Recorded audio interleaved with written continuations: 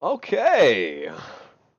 If you're just joining us, hello and welcome to the Airmech Carry Me Tournament number 4, starring your host, Frisky Cow, but I really shouldn't actually be winning games.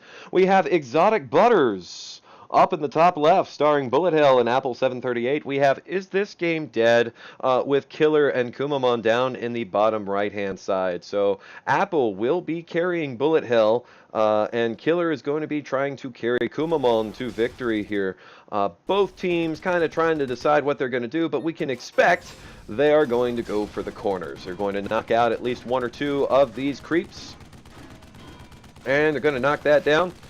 And then their own creeps are going to come in and say, you know what? Yeah, let's do that. Let's party. And they're going to get inside that party house, and they're going to start their own little crack den, and they're going to live their own little secretive cult life here for the rest of their puny, pathetic, insignificant lives. Meanwhile, KUMAMON and Killer are going to be working on the next outpost. Well, I say KUMAMON and Killer, when really Killer is all the way up just trying to harass the other team. Killer looks like he's going to die, but unfortunately, you can shoot from ground to air now, so Apple is always able to consistently put in damage, even though Killer is Viking dancing like a complete pro, because he basically is a complete pro. But Apple, also pro, not going to be outsmarted by that. But Killer does manage to slow down that opener, kills a couple of those creeps before they get into that outpost, which enables Red Team to have a full outpost up over Blue right now. That's pretty good. That's pretty solid. Killer looking to get another snipe, but does get chased away. KUMAMON also thinking about jumping in with two damaged Gemini. Can't really say that that's necessarily good decision, but does make the right choice and goes ahead and gets out of there. So Apple is going to be taking down this last outpost. They will also have to handle that neutral T-45 that socketed on the other side. The fact that Blue Team has not captured this outpost yet means that Red has a glorious head start on the fight for middle. Now, Apple is a little bit focused on middle as well, going to be ferrying his own units, trying to get the air-to-air kill on Killer, but Killer, well, he was okay, just Q healing in his own units, but decides to dive into the carbon flacker, Blue Team flackers, gets killed. KUMAMON also going to get killed here, does not have enough juice on that outpost, gets wiped out, and the red units are probably going to be taken down as well, as Apple and BulletH3ll have their way with them. Pushing forward with the tanks, dropping a couple turrets as well, so we have three different blue T-99s here, dropping butchers down, and with the stasis blast, all of these red units will all but evaporate. So KUMAMON is seemingly unaware that all this is happening, just trying to pick off some blue units. Every little bit helps, honestly. He is Paladin, but Paladin, tanky as it is, can't take that many bullets, can't withstand firepower of that magnitude, so BulletH3ll is going to knock him down. That leaves us with Blue having a pretty firm advantage, although with these onesie-twosie losses that they're getting, KUMAMON and Killer may actually be able to stomach this back, because losing that T-99, losing a couple of Dillos, losing a couple of Flackers, over time that adds up. The outpost advantage can only give you so much, and Red is not knocked out yet. They do have units, and the momentum is gone. Blue is going to have to fall back and rebuild this army, because they're still getting units picked off every here and there. BulletH3ll also getting killed. This is the opportunity for KUMAMON and Killer to make a move and set up some units on this side of mid, if only to keep it neutral. Because if this is a neutral base, it cannot be used as a healing point, it cannot be used to deploy new units. And if it were neutral, we would not be seeing all these flackers and turrets getting wrenched out of the top of that outpost. Some red Rocketeers on their way over, but where is the red army? They're being slowly leapfrogged up, but none of them is within firing range. KUMAMON saving one of the Gemini, losing the other. All is not lost. The Warthog continuing to just do air-to-air fire, drains that outpost completely, so KUMAMON unable to heal up and unable to heal his tanks completely. The blue army has been picked off by this red team, Blue not being very efficient with their trades, so despite having a good positional advantage here, Killer may get taken out, but his jumping is too evasive. Not enough energy in the outpost, is going to get focused. Gets taken down, and BulletH3ll makes it back to his post. It did not have enough energy to keep him topped off, but KUMAMON unaware of that and ends up falling back. What Red needs to do is move in with these units, but with Killer down, they're unable to issue any orders So KUMAMON getting muscled back out, and Blue, despite being in a bad, tough, sticky spot there, is going to be able to wrestle this outpost back, putting down lots of neutral, or well, lots of not moving turrets. Just planting those down. Turrets generally pretty good, but they don't move, pretty upkeep heavy. But when you're at 56 out of 80, what have you got to lose? So these turrets are going to be a really tough thing to dislodge. Butchers getting dropped down behind, combined with the Neostasis and Distract. Everything's going to go down for the red team. So we're back to square one, back to Blue being in a firm advantage. But with these turrets, they're going to find it really hard to push forward. They're a good defense, yeah, sure, but that's about all they're good at. So ultimately, these turrets are not going to be very effective in trying to garner a further lead. Killer is going to keep a generator on that outpost. That's actually pretty clever, because generators, they don't do what they used to. What this generator actually does is it increases the energy capacity and regeneration of this outpost. So this outpost has been the linchpin in Red's operation. When it runs dry, Red players die. So what they're trying to do is use this generator to keep it full, that even when they're taking damage, even when they're healing these units, that outpost can stay topped off, and that makes it infinitely more useful. So BulletH3ll, Apple, scattering out their units a little bit, that makes them a lot less susceptible to things like Bucky and artillery. Speaking of which, red team getting out Buckies and artillery, that's going to help them range that blue outpost. But by keeping all of these units spread out, they're doing two things. One, they're making themselves stronger to the long-distance harassment game. They're also making themselves weaker to a concentrated fort push. Generators do heal energy and health when they are off socket, but for some crazy, misunderstandable reason, they don't do that when they are on socket. KUMAMON getting killed, but ultimately the long-range Buckies, they do damage. Buckies are useless when they're alone. But if you can keep your Buckies alive, if you can keep them behind things that are tougher and scarier, ultimately those missiles are going to do a lot of damage. So Blue trying to leapfrog up with some busters, but there's still a neutral Goliath here that's going to put in no small amount of damage. Picking off one buster, might pick off another. That Goliath here is also making those busters turn and rotate. There is no turret, so the Buckies are going to put in even more damage, hitting the side armor of those busters. Busters, a tricky unit to manipulate, tricky unit to maneuver to ensure that the front end is always facing the correct direction.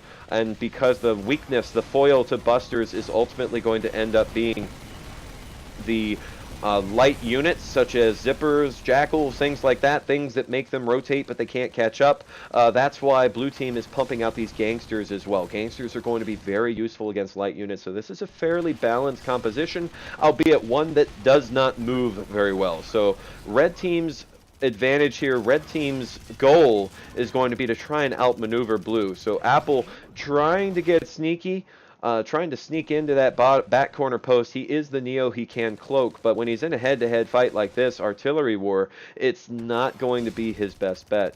Red Team, with the fewer number of outposts, after losing that corner outpost, finds themselves unit capped. They cannot build anything. Red Team does manage to knock out, neutralize that closed blue post as well. Both teams, now unit capped, can't build anything, which means that this is going to get scrappy. Red Team was able to recapture that post. Blue Team finds themselves unit cap, pushes backwards with the Jokers from middle, leaving themselves vulnerable here. There's only one turret, really, and then there's a wide open way to keep this middle neutral. But ultimately, looks like neither team really valuing the neutralization, not being particularly aware of how hard that's impacting their opponents. But we do have steadily growing upkeep advantage for the Blue Team. Now that the Berthas are down, these are the end game, late game artillery. They're very expensive, very high upkeep, but they dish out the damage. So every single shot goes boom! Lots of splash damage. That is a socketed T99. It auto heals itself. It's also being picked up by a honeypot, the highest healing rate unit in the entire game. And even then, it's not consistently staying up. So that honeypot does go down.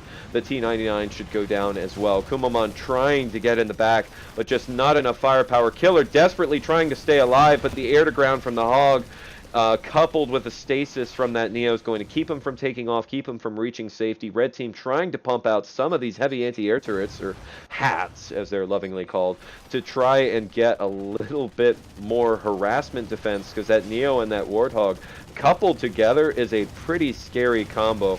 KUMAMON trying to blitz out, trying to take off, but ultimately just can't do that. He's under stasis. We have gangster versus gangster action, a little bit of gang warfare going on.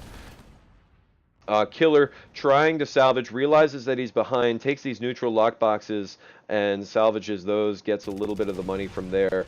But ultimately, blue team being neutral in the middle, they are unable to build. So even though they have a firm advantage, blue team is heavily in the lead here. Red team can still make this. Red team is able to build. If they're able to keep one of these blue bases neutral, blue will not be able to build anything to respond. So red team can easily backdoor this post, backdoor the corner, take out not only the money-making operation, but also do a lot of damage to the front. One teammate can stand forward and harass these Berthas and take down those artillery. One teammate just has to keep one outpost neutral. That's all that needs to happen here, and that's the danger of having an overly static force. They have artillery, they have turrets. None of these things is fast. None of these things can take orders. So KUMAMON ripping the absolute shit out of these Berthas.